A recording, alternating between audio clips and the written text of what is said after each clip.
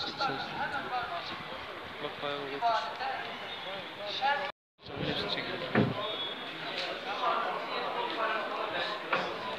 Mükafatını Allah niyetiyle Ramazan orucundan kişinin geçmiş günahları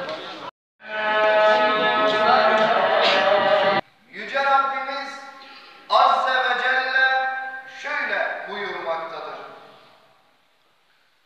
Kendileriyle huzur bulasınız diye sizin için türünüzden eşler yaratması, aranızda sevgi ve merhamet var etmesi, Allah'ın varlığının ve kudretinin delillerindendir.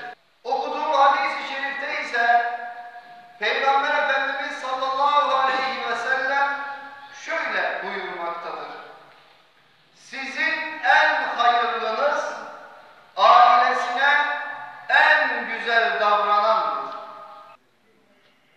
Burada arkadaşlar İngil haftası olduğu için bize hutbe işaret dilinde bir örnek olarak Bingöl'de bir ilk bu aslında hutbe yapmamızı işaret diliyle istediler.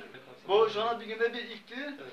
Ama biz de şimdi öğretmeniz, bizde okulda görevlerimiz var. Aksama olması için bir kurumsallaşma olması gerekiyor.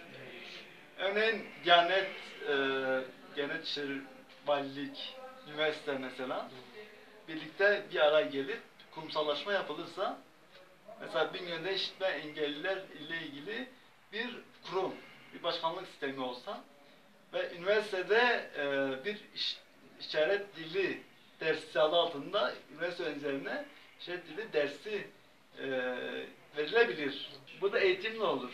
Üniversitede bir örneğin bakanlıkta bir bölüm açılır. Orada işaret dili dersi önceden verilir. Her cumada bir camide, farklı camilerde işaret diliyle ilgili hutbe verilebilir.